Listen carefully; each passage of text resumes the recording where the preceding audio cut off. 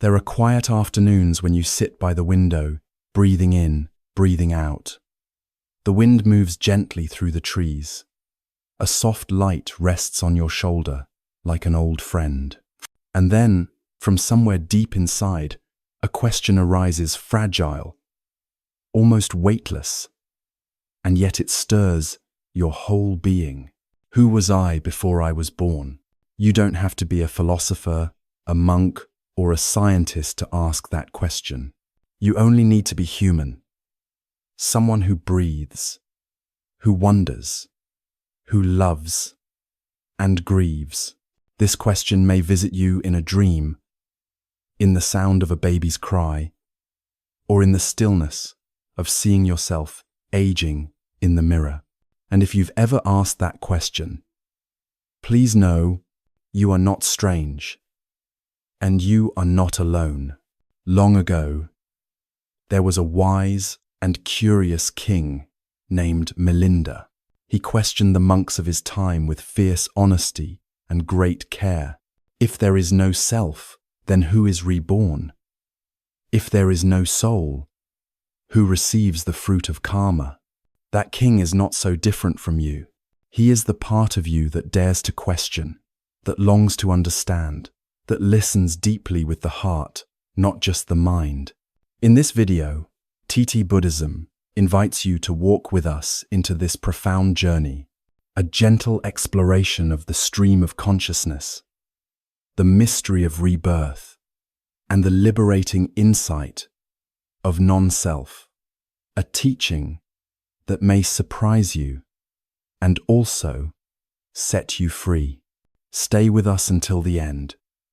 You may not leave with a fixed answer, but you just might begin to recognize yourself not as a concept, but as a continuation of something vast and beautiful. Please don't forget to like the video, subscribe to TT-Buddhism, and share your reflections or questions in the comments below.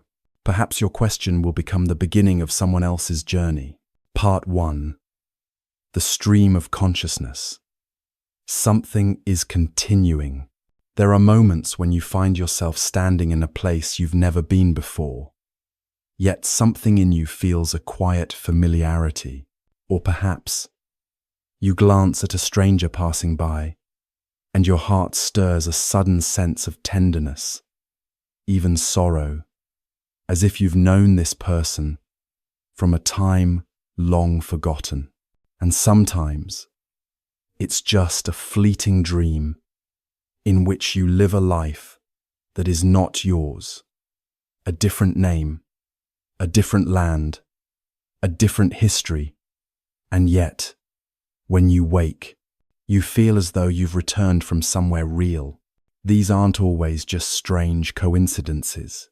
They may be little signals, soft echoes from deep within, whispering that there is something in you that has continued, something that in Buddhism we call the stream of consciousness. It is not a fixed soul, as described in some religions.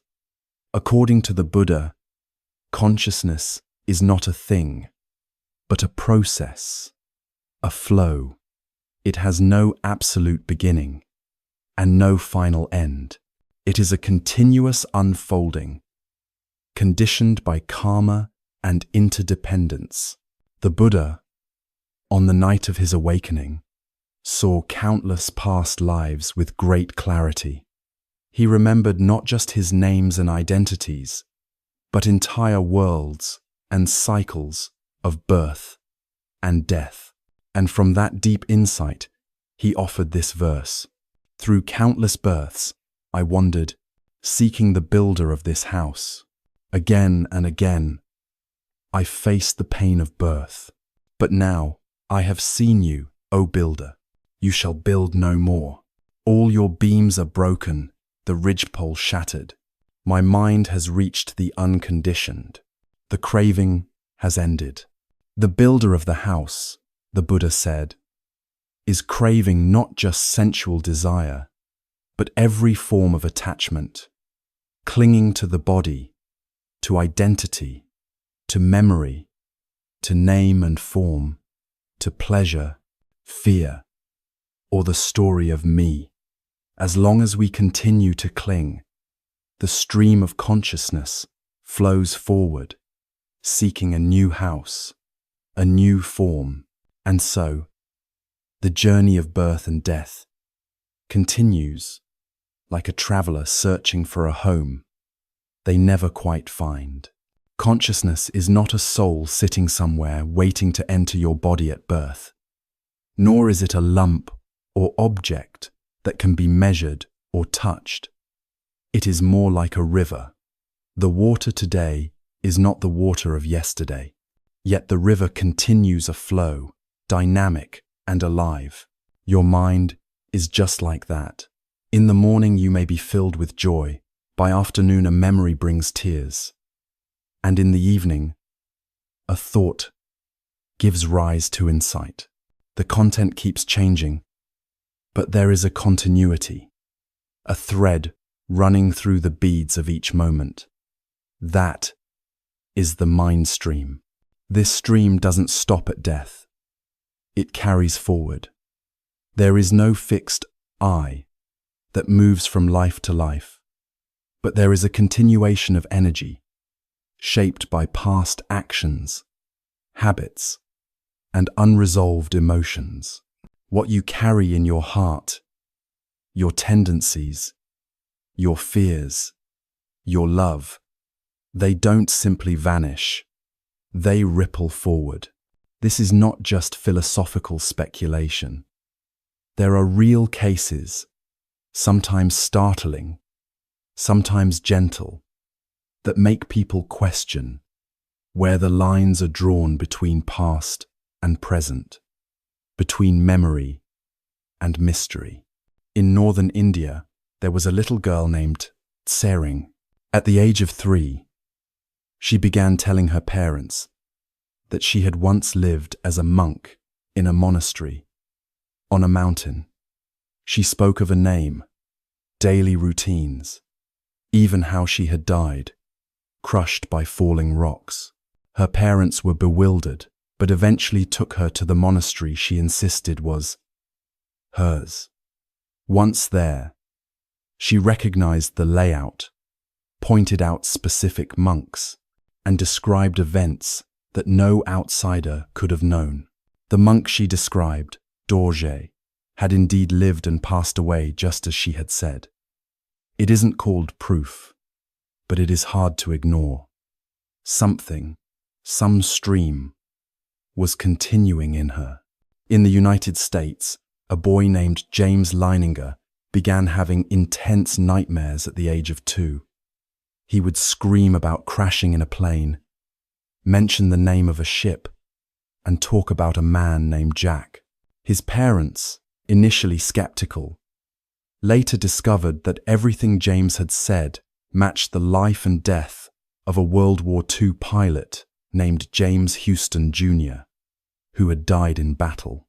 The family wasn't religious, and certainly hadn't taught him these things.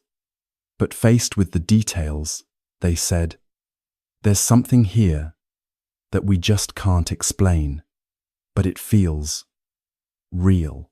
And then there's the story of a teacher from Canada. During her first visit to Egypt, she broke into tears upon entering the Great Pyramid of Giza.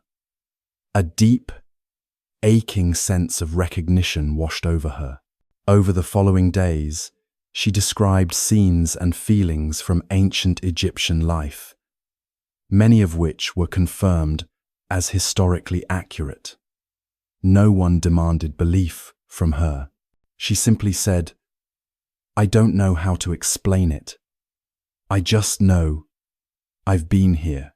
Stories like these aren't here to convince you, but they may serve as a doorway, an invitation to pause and look inward. You might ask yourself gently, is there something in me that is continuing? Have you ever experienced such a moment? A dream that moved you to tears? A place that felt like home the first time you stepped foot in it? A stranger who felt like family? If you have, I invite you to share in the comments. Perhaps your story will help someone else open their eyes to something inside them. And perhaps, in the sharing, a thread of your own continuation will quietly reappear. Ultimately, consciousness is not a puzzle to solve with logic.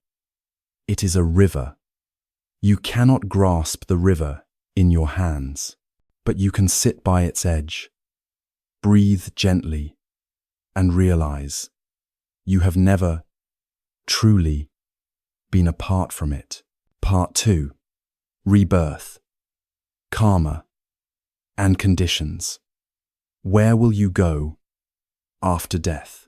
Have you ever wondered, where will I go after I die? Is there someone who decides that for you? A hidden hand that directs you to be reborn as a human, an animal, or a celestial being? Or is everything purely random, like a leaf falling, carried wherever the wind takes it? The Buddha offered a response both deeply compassionate and profoundly insightful. There is no one who assigns you your next birth, but it doesn't happen by chance either. The energy within you, your actions, thoughts, and habits draws you toward a place that matches your inner patterns. It's like a seed. A lotus seed will seek muddy water. A pine seed will thrive on mountain soil. In the same way, consciousness is attracted toward an environment that mirrors the conditions it has been shaped by. That is karmath, natural mechanism behind rebirth. In Sanskrit, karma means intentional action. Every time you think with anger, speak with kindness, or act with compassion or harm, you leave a subtle imprint on your consciousness. That imprint doesn't vanish. It becomes a tendencia path your mind is more likely to follow. Karma is not punishment or reward. It is simply the law of the mind. You become what you repeatedly think, say, and do. When you love, the world appears tender.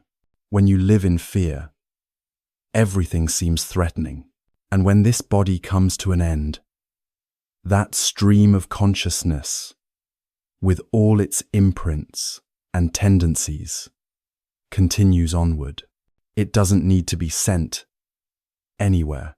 It naturally gravitates toward a realm that resonates with its energy like water flowing downhill. In the Mahatanha Sutta, the Buddha taught that for a new being to be conceived, 3 conditions must come together: the union of the parents, a fertile womb, and the presence of a Gandhabba. The Gandhabba is not a soul and not a fixed self floating around. In the early Buddhist tradition, it refers to the stream of consciousness ready to continue, a karmic energy inclined toward rebirth as conditions ripen. It's not a ghost searching for parents, but rather the fruit of past actions finding the right soil to manifest. Think of it like a seed waiting to meet moist earth. When soil, water, and sunlight converge, the seed sprouts. In the same way, when those 3 conditions align, the stream of consciousness connects with a new body. Some may ask, if karma decides everything, do I have any freedom left? The answer is, karma creates patterns, not fate. It's like a path in the grass you've walked many times. The more you walk it, the deeper it becomes. But you can still choose to take a new direction if you're mindful, if you're awake. Every new action is a chance to transform. Every mindful breath plants a new kind of seed. The Buddha didn't teach karma to make you afraid. He taught it so that you might realize you are the craftsman of your own house. Brick by brick, thought by thought, act by act, Many researchers have documented cases of young children recalling past lives' names, places, even causes of death without anyone teaching them. Some people, after organ transplants, experience sudden shifts in personality, preferences, even memories. A vegetarian woman craves grilled meat after receiving a new heart. A calm man becomes temperamental after receiving a liver from someone known to be angry. And maybe you've felt it yourself. A fear of fire or water that seems to come from nowhere. A strange familiarity with a place you've never visited.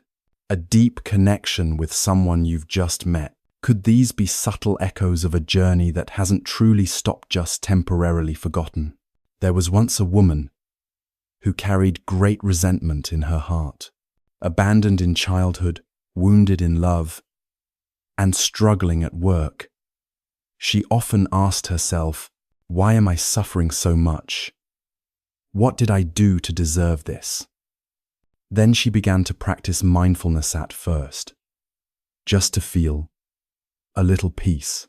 But the more she practiced, the more clearly she saw. Every time she clung to anger, her words grew sharp, her face hardened.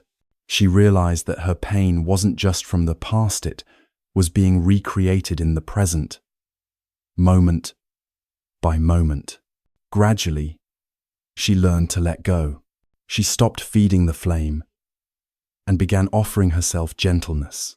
One day, she told a friend, "I don't know who I was in my past life, but I know who I want to become in this one."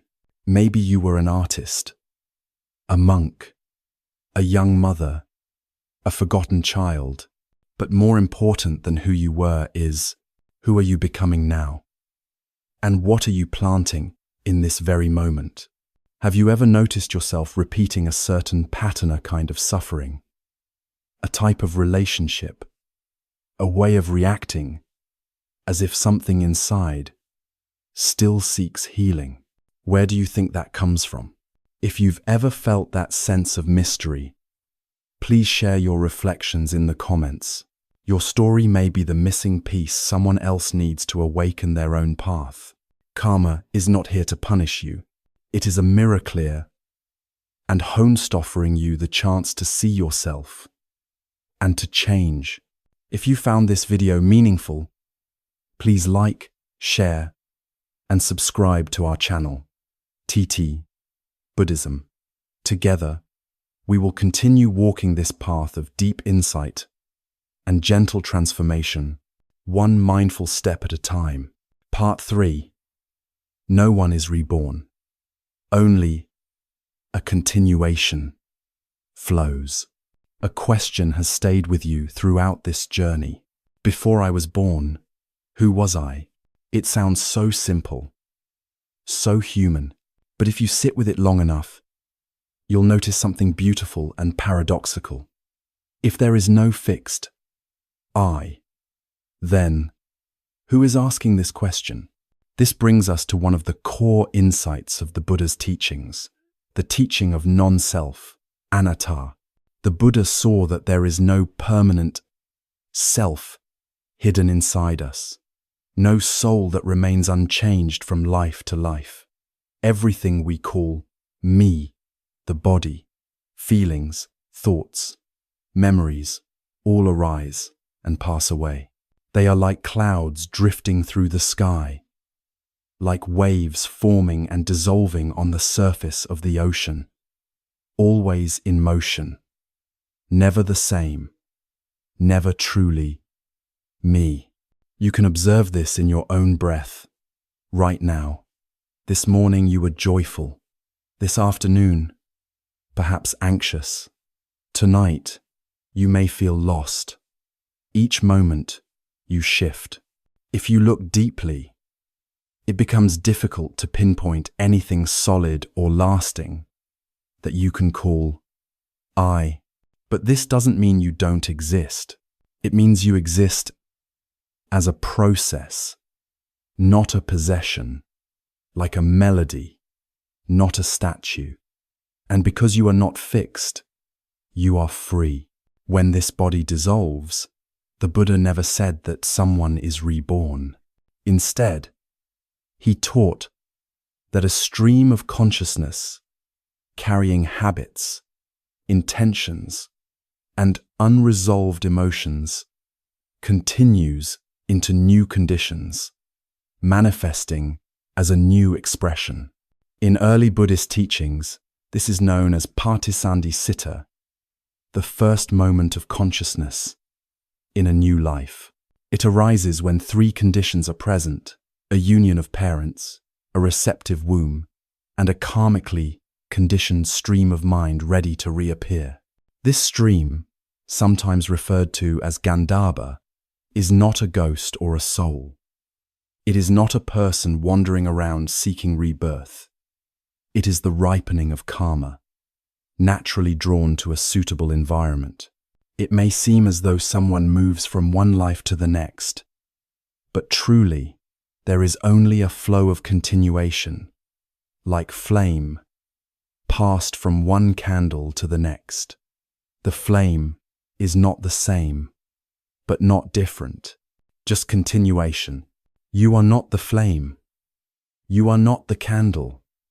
You are the potential to manifest when the right conditions arise. Non-self does not deny life.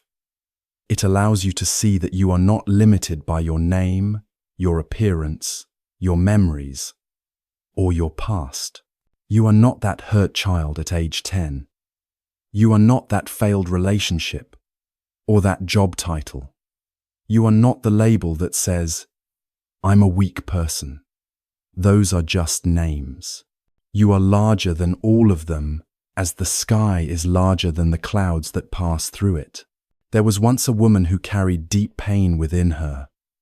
She grew up without affection, with a fear of being abandoned, and always believed she was inherently fragile. But through mindfulness and meditation, something began to shift. She realized, when I breathe in and out, there is no fragile person there. Only breath, only life, only life. She stopped believing the labels others, and she herself had pasted onto her. She began each day simply by sitting and saying to herself, "I don't need to be anyone today. I just need to be present." Emsru. And slowly, with gentle steps, she began to live as a new person, not because her past had changed, but because she no longer clung to an old image of herself. You can begin that way too, right now. You don't need to rush to answer the question, "Who am I? Who am I? Yay, who am I? Who am I?" You can begin that way, right now. You can begin that way. You can begin that way, right now. Instead, you might simply recognize, I don't have to hold on to any idea of myself. Freedom is not far away. It begins the moment you let go of the self-image you've been trying so hard to protect. When you stop needing to prove yourself or defend your identity, you become vast, spacious, like the sky. The sky never has to prove it's the sky. It just holds whatever comes and goes. Maybe you once asked, "Who am I?"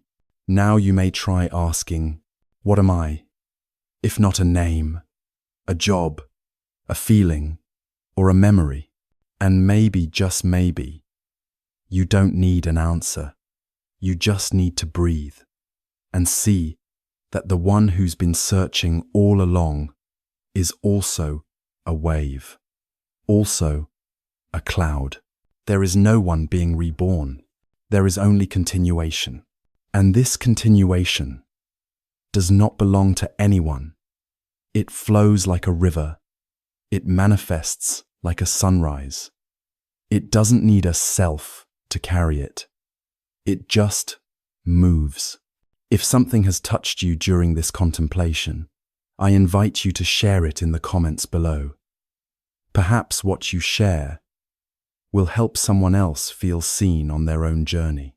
And if this video has been meaningful to you, please click like, subscribe to TT-Buddhism, and join us as we walk this path of insight, breath by breath, letting go of the self and touching the freedom that has always been here. By now, after journeying through the 3 reflections, you might still be wondering, before I was born, who was I? And perhaps you still don't know. That's perfectly okay. Maybe something quiet has begun to stir within you. Not a clear answer, but a subtle sense, a feeling that you don't need to go far, that this very breath, this moment of being alive, might already hold part of the answer. In the Buddhist tradition, not every question needs an immediate solution. Some questions are meant to be companion silent friends walking alongside you. They're not there to pressure you, but to invite you to stop, to breathe, to look deeper, to simply be. Who was I before I was born? Maybe that's not a question you need to solve. Maybe it's a candle just bright enough to light the next step. And with each mindful step you take, each breath taken in awareness, a new life begins again. Each conscious inhale is a continuation. Each compassionate smile is a rebirth. You don't need to rush toward any final conclusion. There are truths that can't be captured and lived with. And in the space where certainty is put down, something else quietly arises. Insight, peace, freedom. Along your practice, the question may return again and again, each time wearing a new face. Who am I, if not my memories? What am I, if not these emotions, this name, this history? And then there may come a moment when you're simply still. New question, new answer, just silence. And within that silence, something unspeakably alive. A Dharma friend once shared, I searched for years to answer the question, who am I? One morning, I sat quietly, drinking tea, sunlight on my hand, and I knew I didn't need to search anymore. I was already here. Insight doesn't always come from books or teachings. Sometimes it comes when you're willing to live with the question, to breathe with it, and to smile into the mystery without needing to solve it. If you're wondering, what should I do with this question in daily life? Here is a quiet invitation. Each morning, breathe with the question, not to answer it, but to soften around it. Walk slowly, as if you're meeting life for the first time. Each time you let go of anger or embrace a moment of love, you're shaping your continuation. When you notice your thoughts without clinging, or your pain without judgment, you are stepping outside the prison of self. You don't have to figure it out. You only need to live it. The question is not answered by thinking. It's answered by living more freely, more presently, more kindly. So if this question still lingers in your heart, please don't worry. That's a beautiful sign. Please continue to ask, continue to practice, continue to live with humility, with openness, with the courage not to know, because sometimes wisdom doesn't arise from the answer, but from the silence that follows the question. And in that silence, a gate may open, not to another world, but to the world you've been walking in all along, just with new eyes. If something in this reflection touched you, feel free to share it in the comments. Your question, your insight, or even your confusion might be the seed of someone else's awakening. Who knows? Your words may inspire our next video. Please explore more mindful teachings on our channel TT-Buddhism, where we walk together step by step, breath by breath toward understanding and liberation. If you found this video meaningful, consider giving it a like, subscribing, and sharing it with someone who may need it. Because the path of awakening isn't walked alone. It is made by many quiet footsteps walking side by side. And sometimes, a question with no answer is the beginning of your freedom.